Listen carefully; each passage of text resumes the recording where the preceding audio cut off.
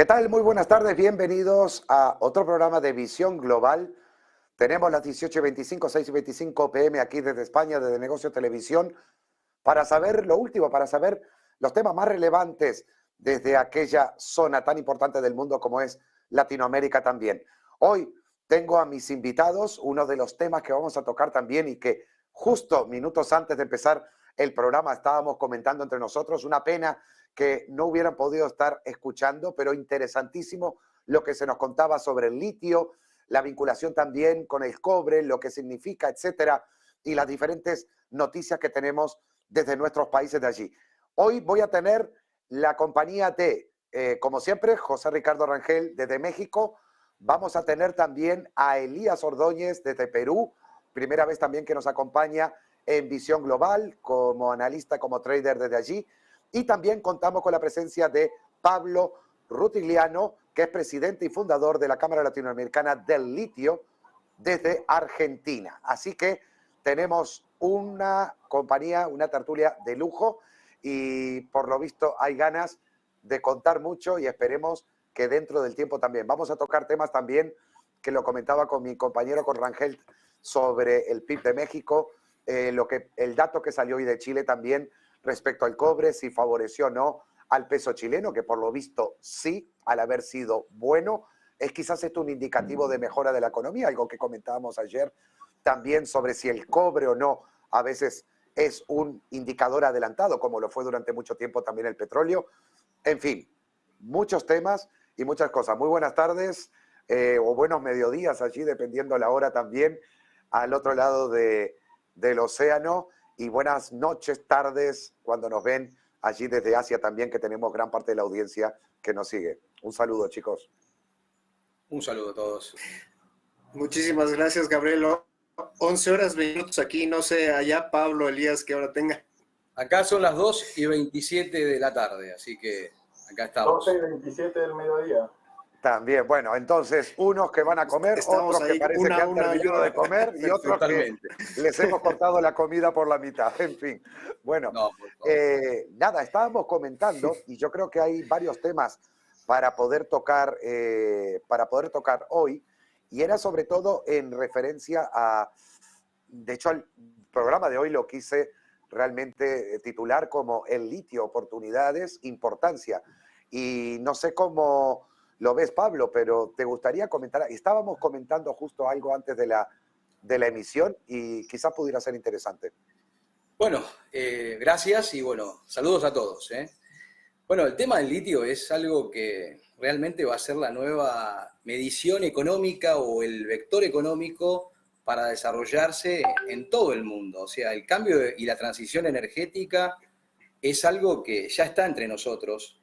Y creo que en este caso la forma de cómo articulan los estados y los gobiernos, en el caso del litio, es fundamental cuál va a ser el proceso y el mapeo que se va a dar a las regiones. O sea, Latinoamérica hoy por hoy tiene las grandes reservas de litio concentradas en el Triángulo, pero también existe Perú, también tiene México en diferentes formas. Y creo que esa diversidad que tenemos con respecto al litio y a sus derivados, carbonato, hidróxido, que son los que son transformados, es importantísimo cuál es el valor de referencia regional. Y ese es el valor que va a articular a toda cadena de valores, o sea, dentro de lo que es la fabricación, la construcción, y que esta economía nueva que está generando el litio, la electromovilidad, necesita de modelos. O sea, las crisis, las situaciones que vivió el mundo, ya sea la pandemia, las guerras, generan nuevos escenarios y nuevos comportamientos. Y creo que el litio es algo fundamental para poder entender que todo se va a transformar a la electromovilidad y el litio es ese commodity tan importante para poder construir y desarrollar costos, inversiones, valores, proyecciones, futuros y todo lo que determine el crecimiento que pueda justamente afectar o vincular a la sociedad que tanto necesita Latinoamérica. Entendamos que Latinoamérica vive en un contexto de pobreza lamentable de muchos años y de planteos y de regulaciones y diferentes escenarios que lamentablemente hoy por hoy frente a la inflación que vive el mundo, nos pega de una manera mucho más directa, complicada, y creo que el punto de valorizar al litio dentro de las regiones puede ser un vector articulador fundamental para poder impactar en el Producto Bruto Interno de cada país latinoamericano que tenga esas reservas, esos recursos en sí, que puedan darle el impacto a la economía.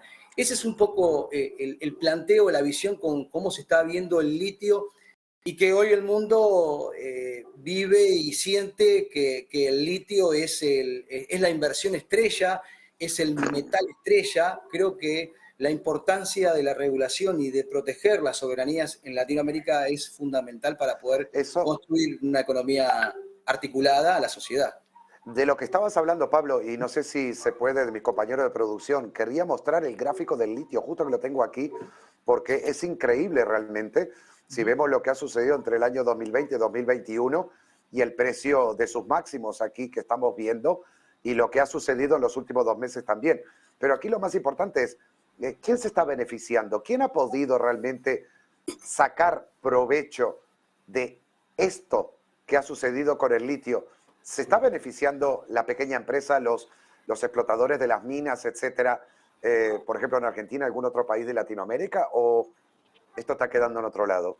No, para nada. O sea, las pymes que hoy tengan intenciones de desarrollar inversiones mineras en lo que es prospección y desarrollos para poder, obviamente, canalizar un proceso de desarrollo para extraer litio y después procesar carbonato, el beneficio hoy está en las multinacionales. Pero el tema de las compañías multinacionales deben entender que es importante también articular con las pymes, o sea, porque eso es retroalimentar al ecosistema. O sea, acá la función que representa, en el caso de Argentina, que no se considera al litio un commodity, bueno, claramente sucedió el año pasado que se exportaba a $6.000 cuando el precio internacional había trepado a casi $82.000, precios limpios. O sea, ustedes saben bien que el precio FOB está construido de variables y de porcentajes fijos, que son fórmulas aplicadas por diferentes instituciones y a su vez también por la Dirección General de Aduanas. Entonces acá el punto es que ese beneficio que pueda retroalimentar a las matrices productivas, al desarrollo de las industrias, creo que es fundamental que la valorización sea consensuada y que sea justamente a través de un mercado donde se fijen precios en Latinoamérica. Algo importantísimo para poder construir la cadena de valor, y en el caso del cobre, que es articulador con el litio, es fundamental.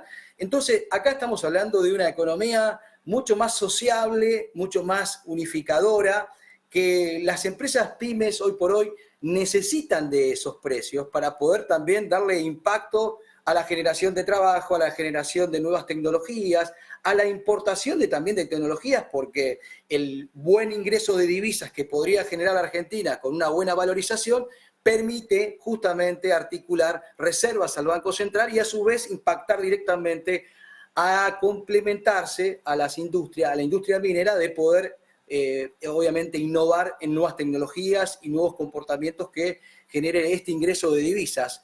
El problema es que la cuestión hoy por hoy está quedando afuera. Hay un sistema, un mapeo geopolítico que se desarrolló, no solamente con inversiones mineras que todavía no tienen el efecto que debería tener. Se han anunciado muchas inversiones, pero tengamos en cuenta que Argentina perdió $2.300 millones en función de no declarar al litio un commodity.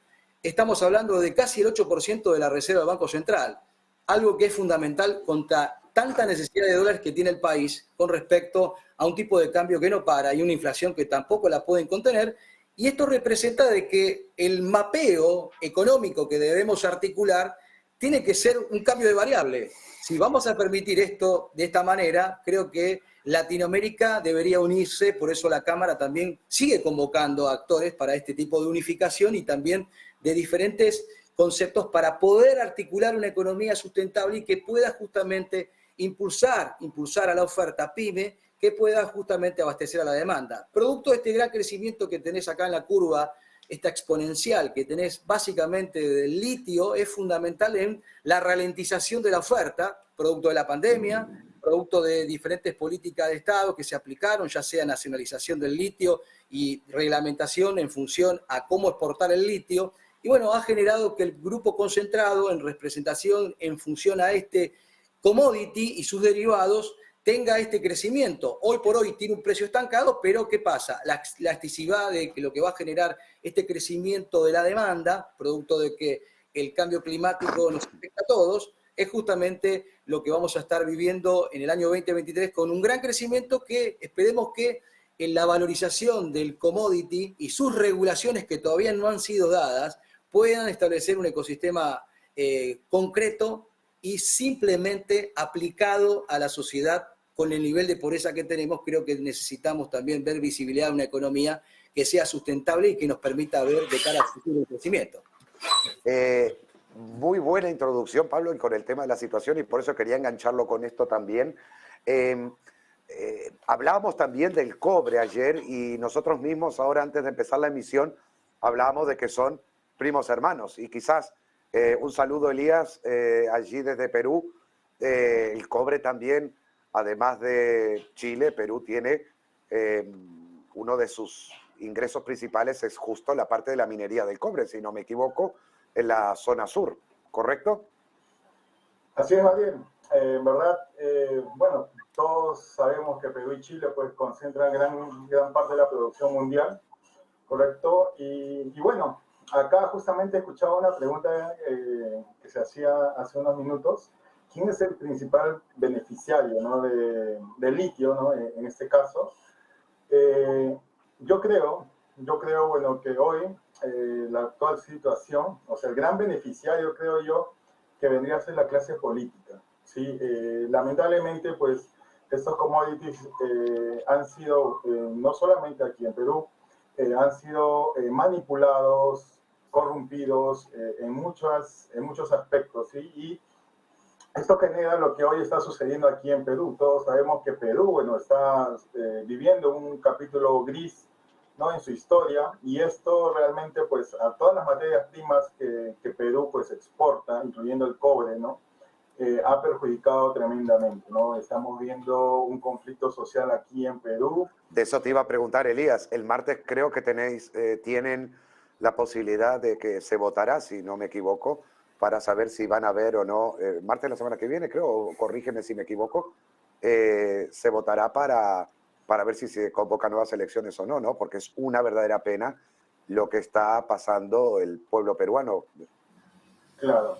Creo yo, como todo proceso de cambio, siempre hay un correcto, hay una crisis y hay una revolución, ¿sí? Entonces, estamos actualmente en una gran crisis aquí en Perú. En Perú, créeme que es un país muy coloquial, en verdad.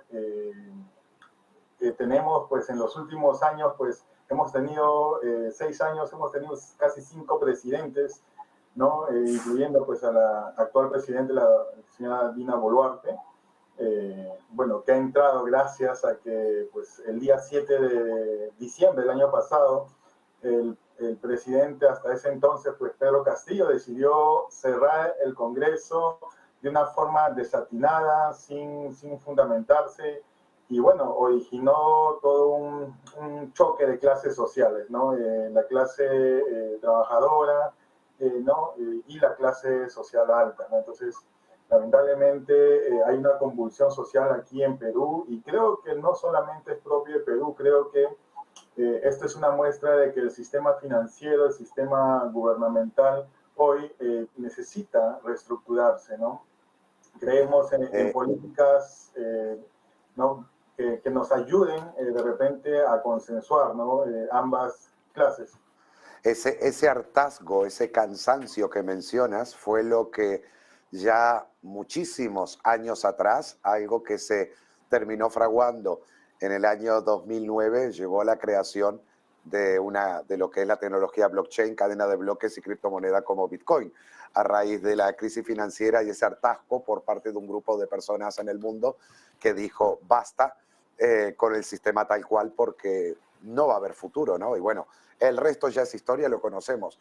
Nuestro amigo Rangel también, de hecho tienes un tema, Elías, que vamos a retomar luego y me gustaría ya que entre todos pudiéramos hacer una especie de intercambio de opiniones, de posturas frente a esto, de cómo es la mentalidad del inversor desde Latinoamérica, que me lo habías comentado, que era un tema que quizás puede ser interesante. Pero antes, desde México tenemos también cosas para hoy y sobre todo el pronóstico que tenemos a raíz del PIB y de lo que va a ser la balanza comercial también, así con nuestro amigo Rangel también desde allí.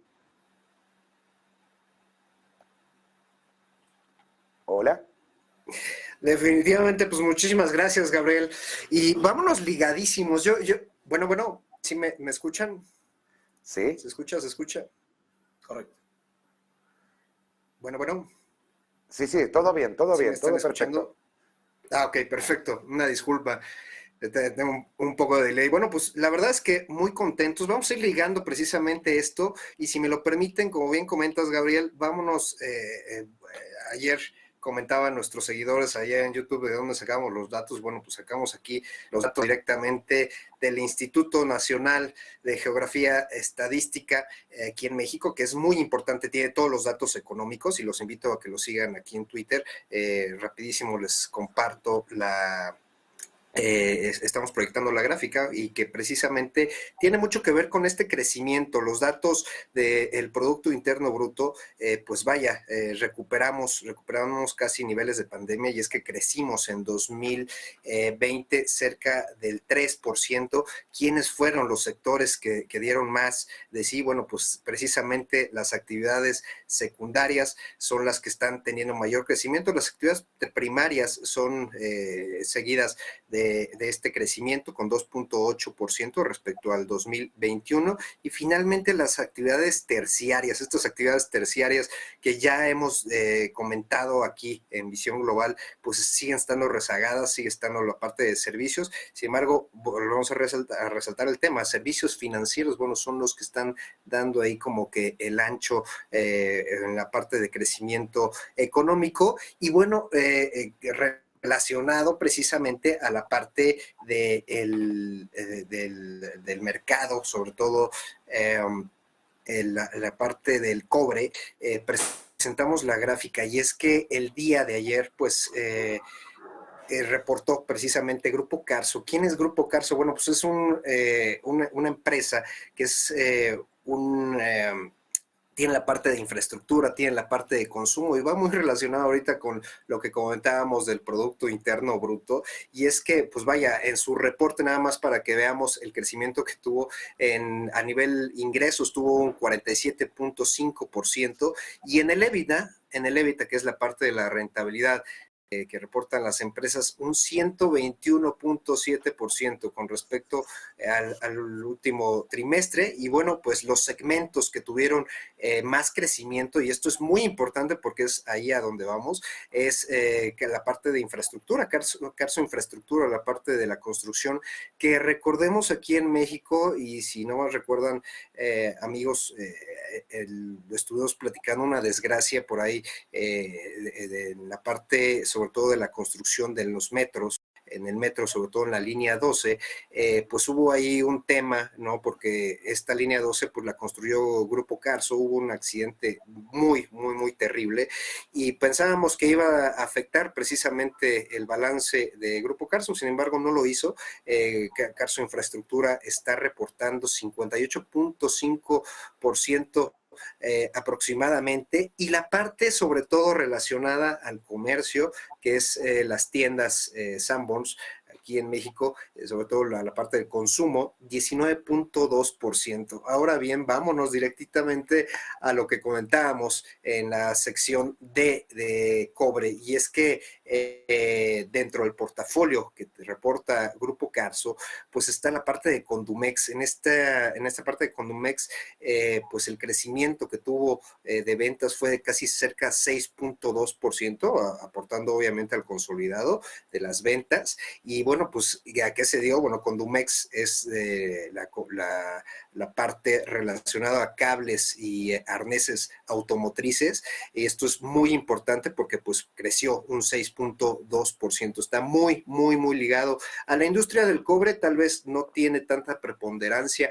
como la parte de infraestructura, pero bueno, pues ahí está ese crecimiento en la parte de cobre, sobre todo relacionado a la parte de cables, que tiene muchísimo que ver, como ya comentaba mi querido Pablo, pues en la industria energética. Y por otro lado, la parte precisamente de Carso Energy, ¿no?, que tiene dentro del portafolio, pues creció nada más un 86.8%, para que se den una idea. Lamentablemente aquí, pues bueno, la parte de la deuda, del costo financiero, el gasto financiero que se tiene a nivel consolidado, bueno, pues presentó un incremento del casi 110%. Recordemos que esta parte de incremento se dio a raíz de la decisión de Elementia, que es una empresa muy, muy ligada a la parte de la construcción y de los materiales. Bueno, pues que tuvo ahí unas emisiones y un apetito por el riesgo, por el gasto financiero, que bueno, pues ya ha sido absorbido por Grupo Carso. Es muy interesante esto, mi querido Gabriel, amigos, porque pues vaya, aquí en el gráfico. Sí, y de hecho estoy mirando el gráfico también, que la estaba analizando mientras lo comentabas. Sí, por favor, adelante. Yo, tú sabes que tiro raya y me gusta saber cuando hay empresas que puedan ser interesantes. ¿Cómo la ves? Está en zona de máximos históricos, si no me equivoco, o cerca de ellos. Había tenido un máximo en la zona de muy cerquita de los 100, ahora 95.21, pero es que también, y según veo aquí, tiene un posible movimiento final en torno a los 116, 118, probablemente para el próximo año, un poco más. Y va todo un poco de la mano a ese aumento de la demanda que va a haber tanto para tema de cobre, para el tema de estas tan necesarias para la industria de lo eléctrico, como son el litio, el cobre, etcétera, y cualquier otro tipo de derivado que pudiera influir. Así que muy buen título ese que nos traes, de verdad. Pues ahí la verdad, y sobre todo nada más dando continuidad ya cediéndole ahí a Pablo, porque y siguiendo también lo que dice Elías, aquí en México estamos muy dependientes en la parte pues petrolera, ¿no? Seguimos teniendo inversiones, que es la refinería aquí de Dos Bocas, y que pues vaya, tenemos yacimientos de litio. Seguramente ahorita nos podrá confirmar nuestro querido Pablo, pero el freno aquí, como tanto en Argentina como en Perú, es que no existe avance en temas regulatorios, no existe una relación de participación público-privada pues transparente, o a lo mejor sí existe la transparencia, pero pues las voluntades creo que pues están siendo frenadas. La transparencia queda en el agua en muchos de nuestros países, desgraciadamente. Pero bueno, independiente, hoy habían salido datos también desde México y estaba mirando que, bueno, el anual, el PIB, un 3,6%, se esperaba un 4,3%, y la última lectura en el anual de 4,3%, pero es que en el trimestral fue mejor el dato, un 0,4% frente al 0,3% esperado. Eso quiere decir que México también ha podido pegar un pequeño empujón en el último trimestre de 2022, ¿no? Totalmente, y esto, como te comento, muy, muy enfocado a actividades primarias. Recordemos que somos el país que más exporta aguacate a nivel global, y pues vaya, creo que para nuestros amigos que son ávidos del deporte, del fútbol americano, pues recordemos que ya estamos a 2 semanas de que inicie Super Bowl, y que tiene muchísimo que ver con el consumo de aguacate a través de todos los nachos y todo el consumo, y bueno, nuestros vecinos del norte son los mayores consumidores, y es donde se ve precisamente el inventario de estas, de la parte de actividades primarias, y que bueno, pues tú bien lo sabes, mi querido Gabriel, en México pues es lo que está dando el ancho aquí en actividades económicas. De hecho, para adelantar un poco, mañana vamos a atacar y vamos a tomar el tema del aguacate, avocado, como le dicen también en otros países, o algo, porque hay algo con las criptomonedas y la tecnología blockchain que hoy ha salido como noticia, y va justo de eso. va justo de eso, o sea, pero vamos a dejar para mañana y qué bueno que has hecho ya Se va a poner bueno.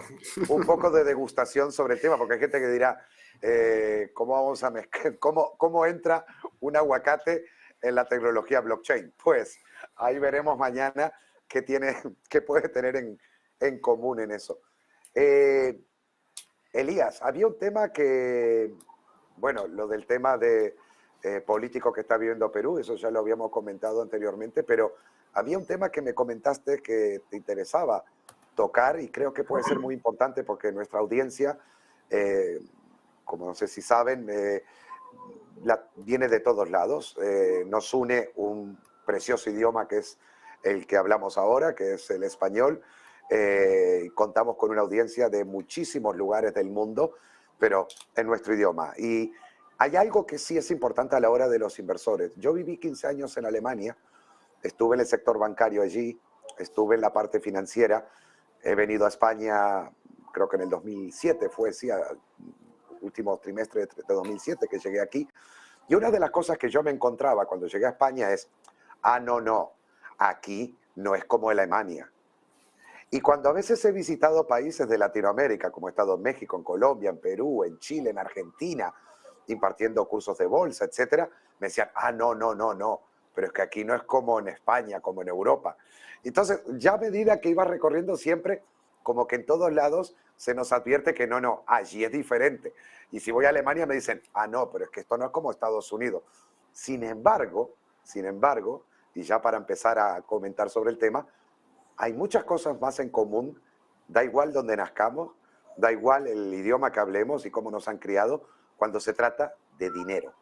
Y cuando se trata de invertir dinero, y no en vano, uso este ejemplo para que se entienda mejor, no en vano, un casino en la noche lleno de lucecitas atrae en Argentina, en México, en Perú, en Shanghái, en Hong Kong, en Berlín, en Madrid, en Barcelona, en Bucarest o en Sudáfrica a cualquier persona. ¿Hay algo de esto, Elías, o no? Y el resto, que ustedes también nos cuenten de vuestros países. Claro, bueno, a ver, creo yo que cada país, cada nación, ¿no? Cada comunidad tiene su propia forma de pensar. Correcto, aquí en Latinoamérica pues nos caracterizamos bastante porque cada país es peculiar en realidad, ¿sí? Hablando pues en el tema futbolístico, vamos a poner un ejemplo. Sabemos que Brasil tiene una especie de yoga bonito. El peruano, que es el segundo país, pues, ¿no? En juego, ¿no? Mejor visto, pues, ¿no? Es el chocolate, lo llamamos el chocolate, ¿no? Entonces, y así cada país creo que tiene una filosofía propia con cada actividad, ¿sí? Entonces, igual, ¿no? En el deporte del ajedrez y en muchas otras disciplinas. Hoy, en temas financieros, he podido darme cuenta de algo que me llama poderosamente la atención, ¿sí? Sabemos pues que Perú pues o Latinoamérica no exporta pues no inversores, ¿no? De renombre, ¿no? Pero creo yo que esa realidad o ese mito pues creo que está cambiando porque hoy gracias a la globalización, gracias a la democratización de las inversiones, estamos viendo jóvenes, talentos, mentalidades nuevas, frescas, con mucha visión, que están abordando los mercados financieros, lo están haciendo de gran manera y muchos de ellos, mucha juventud en realidad pues está viendo como profesión ser ¿no? un trader, ser un gestor, ¿no? O ser una persona pues involucrada justamente en este crecimiento económico. Y las criptomonedas obviamente no son la excepción y hay muchas personas pues, ¿no? que están desarrollando ese conocimiento y creo que no es propio en Perú, creo que en cada país, ¿no? Creo que en México y en otros países, en España, está sucediendo lo mismo, ¿no? Entonces, el inversor latino realmente pues entiende una cosa, entiende que no hay dobles oportunidades, que simplemente cuando se le presenta la oportunidad la toma y se apasiona por ello, ¿sí?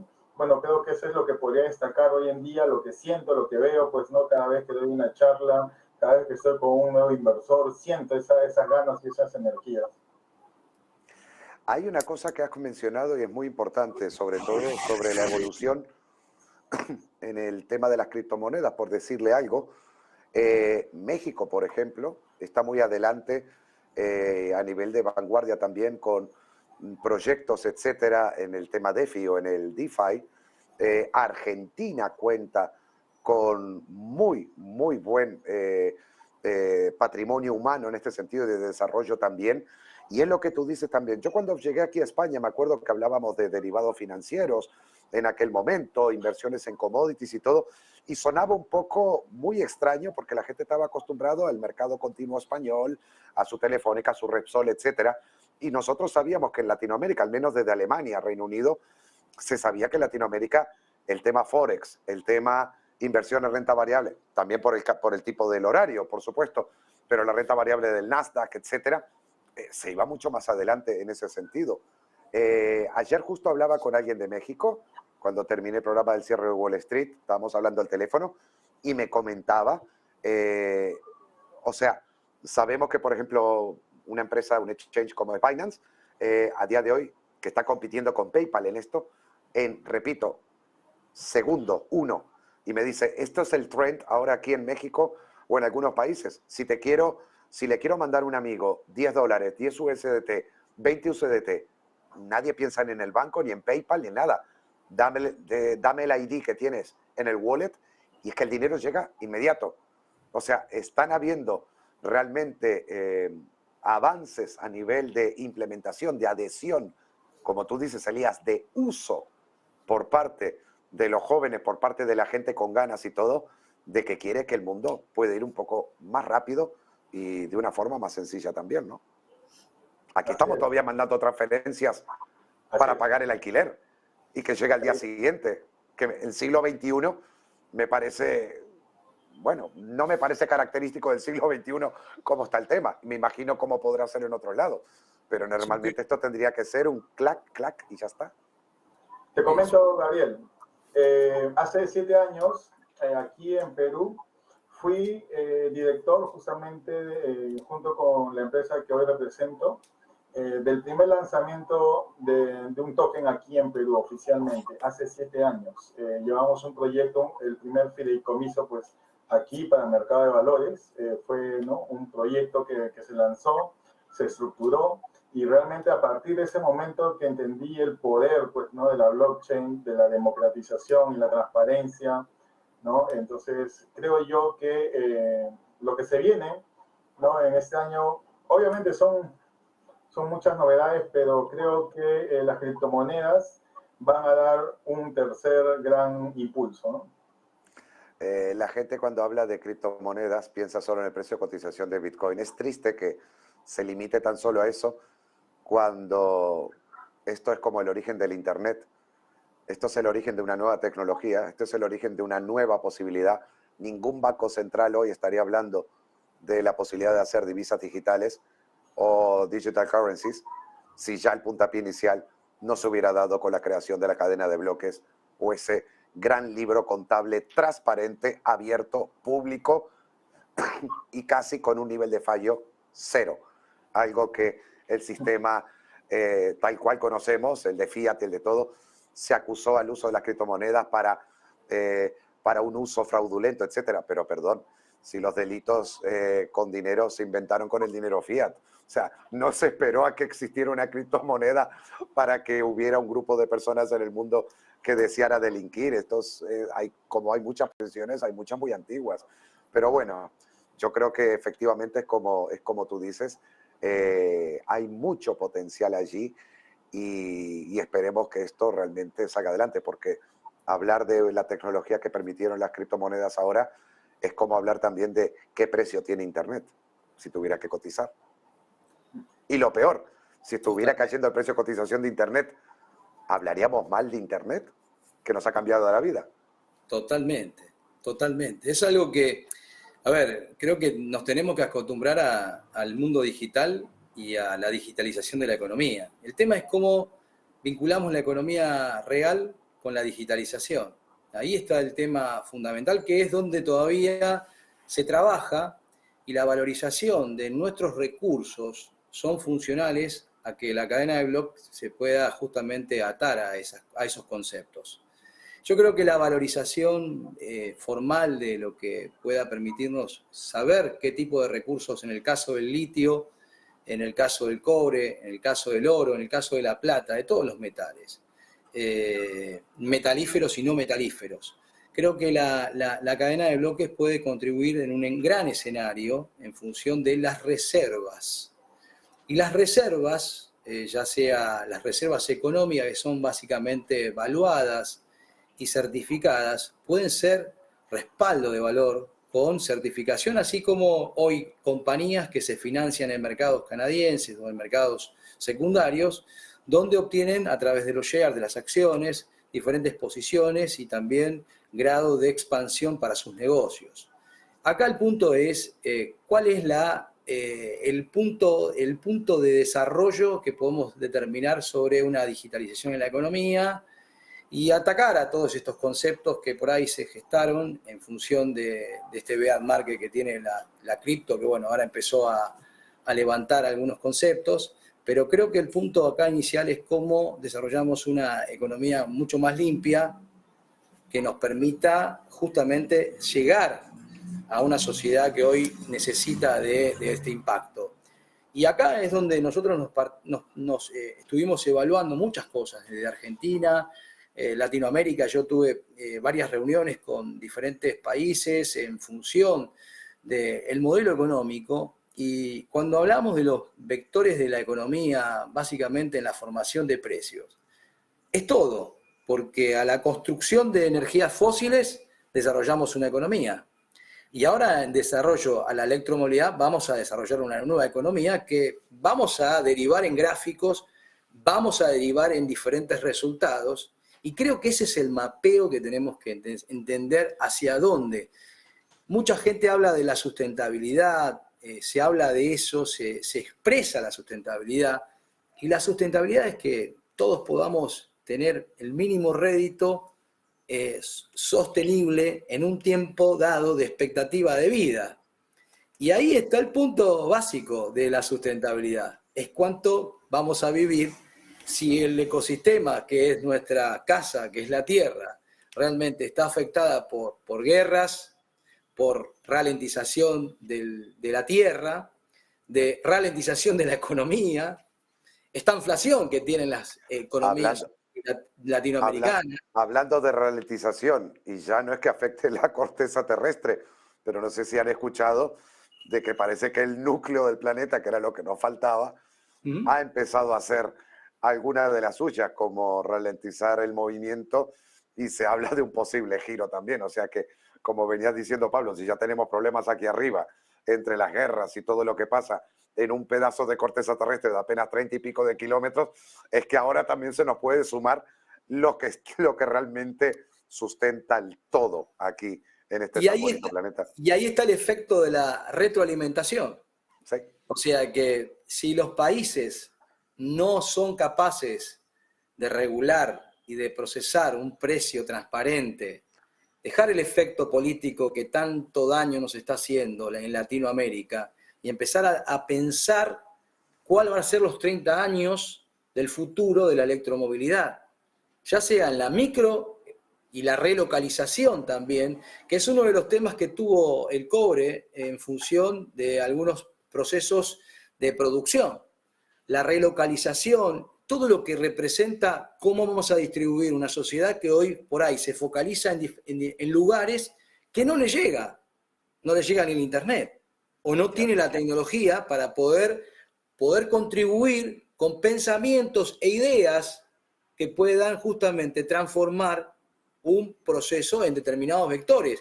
Si somos países pobres, como hoy es Latinoamérica, con la inflación, con esta inflación que se está desarrollando, con lo que es el estancamiento de inflación, que es básicamente, lamentablemente venimos de una pandemia, ya sea causada, no causada, que ya es básicamente no es el tema.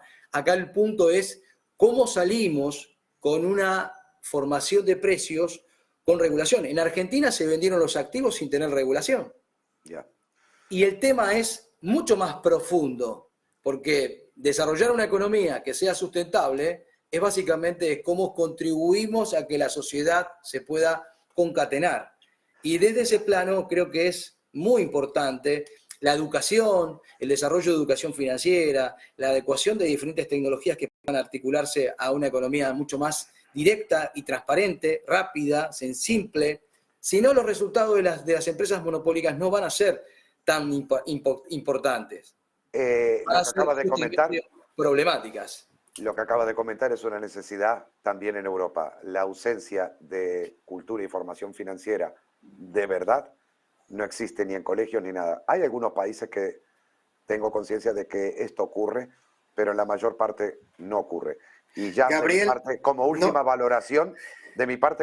valoración, si algo no sucede, o no existe, o no está, o no se aplica, a alguien interesa que sea así. Y ya no tenemos que ir despidiendo, Rangel y Elías. Gabriel, con lo último. ya no sabemos cobrar. Y bueno, nada más 2 segunditos porque precisamente va muy ligado y es que la Asociación de Bancos de México, si me lo permites, Gabriel, amigos, acaba de nombrar a Mariluz Clavet como coordinadora del Comité de Sustentabilidad. Entonces esto va muy, muy relacionado precisamente porque son todos los bancos en México. Ella pues comanda la parte de HSBC, de la parte de sustentabilidad, entonces va a estar ahí coordinando este Comité de Sustentabilidad. Eso es todo, perdón, lo tenía que decir. Elías, tenía que decir. antes de irnos, que no tenemos que ir ya, quería, si no, también decirles algo. Estaba justo mirando a alguien de la audiencia, del chat, y me pareció fabuloso, porque al hilo de lo que estaba comentando Pablo, antes también, era lo de que decía Salomón en el chat. Estoy detrás de un proyecto, él estudia matemáticas, vive en Madrid, no sé de dónde es, pero da igual, y dice, quiero ligar las criptos con bienes finitos con algoritmos aplicados.